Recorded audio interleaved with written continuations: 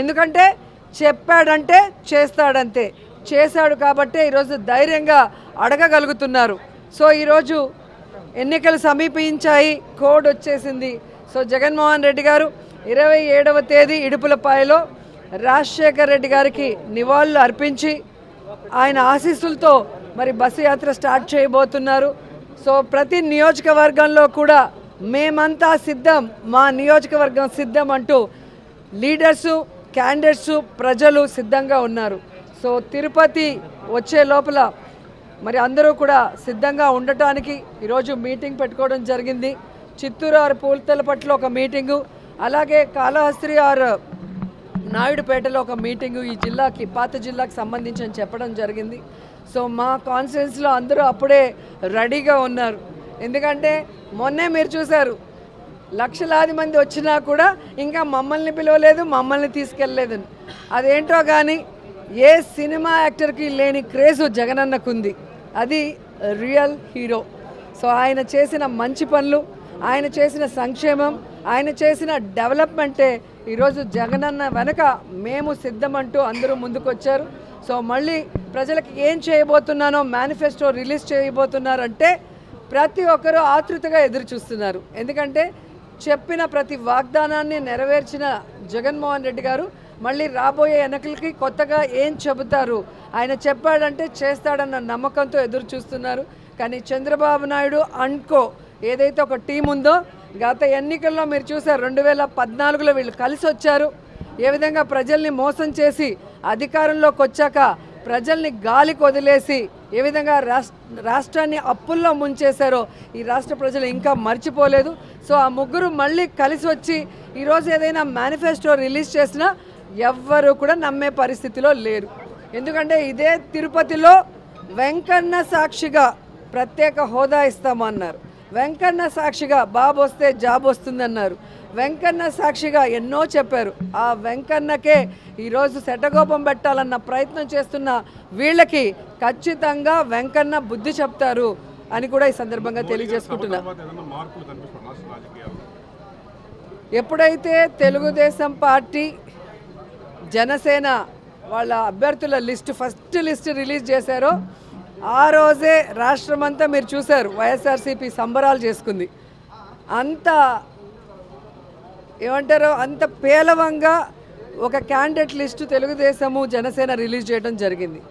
మొన్న ఈ ముగ్గురు కూటమి ఏదైతే ఉందో, బీజేపీ, తెలుగుదేశం, పవన్ కళ్యాణ్ మీటింగ్ జరిగిందో దాంతో అందరికీ అర్థమైపోయింది 175కి 175 వైఎస్ఆర్ కాంగ్రెస్ పార్టీ రాబోతుంది, మళ్ళీ జగనన్నే ముఖ్యమంత్రి కాబోతున్నారని. ఎందుకంటే ఈరోజు ఈ మీటింగ్కి బీజేపీ వాళ్ళు, జనసేన వాళ్ళు అందరూ కూడా బాయ్కాట్ చేశారు. అండ్ సీనియర్ మోస్ట్ లీడర్స్ ఎవరైతే తెలుగుదేశం పార్టీకి పనిచేశారో వాళ్ళు కూడా ఈరోజు సీట్ల పంపకాల్లో ఎంత దూరంగా ఉన్నారో మీరు చూస్తున్నారు. అంటే వేరే వాళ్ళు సీట్ ఏదైనా మారిస్తే దాన్ని ఎంత పెద్ద తప్పుగా చూపించిన చంద్రబాబు నాయుడు ఈరోజు ఏం సమాధానం చెప్తాడు? ఎన్నో సంవత్సరాలుగా తెలుగుదేశం పార్టీ జెండాను మోసిన వాడికి ఈరోజు సీట్ లేదు. ఎలాంటి వాళ్ళకి సీట్లు ఇచ్చారో మీరు చూస్తున్నారు. ఇక జనసేన గురించి అయితే చెప్పాల్సిన అవసరమే లేదు. 24 సీట్లు అన్నాడు, గాయత్రి మంత్రం అన్నాడు, అశోక చక్రంలో ఊచలు అన్నాడు. ఇప్పుడు 21కి ఇంకా త్రివిక్రమరావు డైలాగ్ రాసిచ్చినట్లేడు, అది చెప్పట్లేదు. ఆ 21లో కూడా దాదాపుగా 11 తెలుగుదేశం పార్టీ వాళ్ళు, మిగతా వాటిలో మెజారిటీ వైఎస్ఆర్ కాంగ్రెస్ నుంచి వెళ్ళిన వాళ్ళే ఉన్నారు. అంటే స్పష్టంగా పవన్ కళ్యాణ్ వెనక ఒక నాయకుడు కూడా లేడు అనేది ఇక్కడ అర్థమవుతుంది. అక్కడ మిగిలిపోయిన చెత్త, ఇక్కడ మిగిలిపోయిన చెత్తని ఏరుకొని క్యాండిడేట్లని అనౌన్స్ చేసుకునే దౌర్భాగ్య పరిస్థితికి రావటం అనేది మనం గమనించాలి. అండ్ ఈరోజు సీట్ల పంపకాలు కూడా కాన్స్టిట్యున్సీలు, ఎంపీలు కానీ ఎమ్మెల్యేలు మీరు చూస్తే ఎవరెవరికి ఏం అలాట్ చేశారో మీకు పూర్తిగా అర్థమైపోతుంది.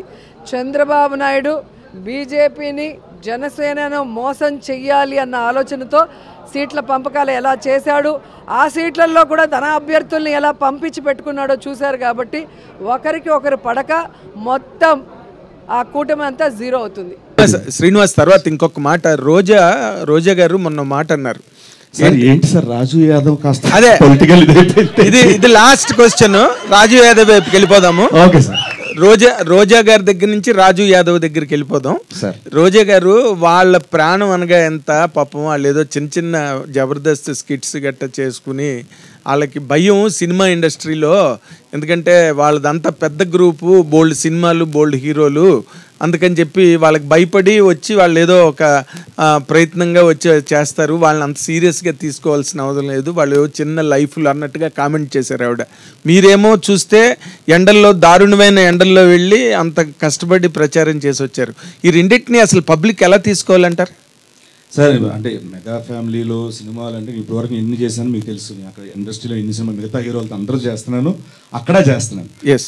సో నేను ఎన్టీఆర్ గారితో చేశాను, వెంకటేష్ గారితో చేశాను, ఎస్, నాని గారితో చేశాను, మిగతా హీరోలతో చేస్తున్నా కదా సార్. ఆఫర్స్ ఇక్కడి నుంచి రావట్లేదు నాకు, ఇక్కడే కాదు కదా సార్, అన్నీ చేస్తున్నా. చిన్న ప్రాణాలు అంటే మరి చిన్న ప్రాణాలైనా కామెంట్లో తీసుకుంటా సార్, చిన్న కామెంట్లో తీసుకుంటా సార్. సరే, హీరో అవ్వడం వల్ల వచ్చిన అడిషనల్ అడ్వాంటేజ్ ఏంటి? లిప్ లాక్లు మినహాయిస్తుంది. ఒకసారి అడగండి సార్, అర్థం కాల. హీరో అవ్వడం వల్ల వచ్చిన అడిషనల్ అడ్వాంటేజ్ ఏంటి? హీరోయిన్తో లిప్ లాక్లు మినహాయిస్తుంది. నేను హీరోయినే చెప్తా సార్, ఆన్సర్ అంతే సార్. ఎందుకు అయితే ఇందులో లిప్ లాక్ ఉంది కదా సార్, దాని గురించి చెప్పండి. అది సినిమా చూస్తే అర్థమవుతుంది సార్, ముందే చెప్పేదానికంటే. ఎందుకంటే అది సినిమాతో చూస్తేనే అర్థం, ముందు రివీల్ చేయలేని ఇది సార్ అది. దానివల్ల సారీ సార్. గారు అయితే ఇక్కడ కంటిన్యూటీ ఒక క్వశ్చన్. ఈవెంట్ స్టార్ట్ అయినప్పటి నుంచి కూడా లీడ్ రోల్ అంటున్నారు, కానీ హీరో అని ఎందుకు అనట్లేదు? నాకు ఫస్ట్ నుంచి అది ఇష్టం లేదండి, మేబీ నాకు ఆ బ్రెయిన్ అలా ఉండిపోయింది. బట్ హీరో మీరే కదా మూవీలో, మెయిన్ లీడ్ అని ఫుల్ క్యారెక్టర్. అదే హీరో అనుకుని చిన్న సినిమాకైనా సరే, అప్కమింగ్ హీరో అయినా సరే హీరో అంటారు. బట్ ఇక్కడ ఎందుకు అసలు యాంకర్ నుంచి స్టార్ట్ చేస్తే మీరు కావచ్చు అందరూ కూడా లీడ్ రోల్ అంటున్నారు? నాకు నిజంగా ఇష్టం లేదండి నాకు. ఎందుకంటే ఇక్కడ ఒక 60 ఏళ్ళు వచ్చిన మోకాలు నొప్పులతో ఉన్నా కూడా, బాడీ సహకరించకపోయినా కూడా, బీపీ షుగర్లు వచ్చిన ఒకవేళ ఆ ఏజ్లో కూడా క్యారెక్టర్లు, కామెడీ క్యారెక్టర్లు చేసుకొని ఒక ఫుల్ ఎంత ట్రావెల్ చేయాలని నా కోరిక. సో నాకు దీని మీద అంత ఇది లేదు. కేవలం ఒక మంచి కథ, ఒక మంచి క్యారెక్టర్ ఉంది, దీన్ని చేయకపోతే మిస్ అయిపోతామేమో అని ఒప్పేసుకున్నాను. కృష్ణమాచారి గారు, సీను గారు, ఆల్ ది బెస్ట్ అండి. సార్ నేను మీకు పెద్ద వీరాభిమాని. ఏదైనా క్వశ్చన్స్ అడిగితే సింపుల్ అడగండి సార్. అసలు నేను అడగట్లేదు సార్, ఆల్ ది బెస్ట్ చెప్పడానికి మై తీసుకున్నాను. Thank you all the best చెప్తాం ఇద్దరికి కూడా. మీరు ఇక్కడికి రావడం నిజంగా థ్యాంక్ యూ సార్. సార్ ఎట్లా స్టార్ట్ అయిందండి ఈ జర్నీ మీది? నేను అసిస్టెంట్ డైరెక్టర్గా, అసోసియేట్ డైరెక్టర్గా వర్క్ చేశాను. దెన్ ఇది డైరెక్టర్గా. ఇది ఎక్కడ జరిగింది కదా? ఇది యథార్థ కదన్న? మహబూబ్ నగర్ సార్. మహబూబ్ నగర్లో. అచ్చా. ఓకే. సీను గారు, నమస్తే సార్. నమస్తే సార్. ఏం లేదు, రాజు యాదవ్ మంచి సక్సెస్ కొట్టాలి, ఆల్ ది బెస్ట్. కాదు మీరు మళ్ళీ రాజు యాదవ్ అడగకుండా పొలిటికల్ అడుగుతున్నారని మీరు అనుకోవద్దు. అంటే మీరు అంటే వ్యక్తుల మీద అభిమానంతో వెళ్ళారా, లేదా ఆ పార్టీ మీద అభిమానంతో వెళ్ళారా అని పక్కన పెడితే, మీ వాటి మంచి చెడ్డలు, ప్రభుత్వాలు వాటి మంచి చెడ్డలు, వీటి మీద పూర్తి అవగాహన ఉందా? ఉంది సార్, కొంచెం ఉంది.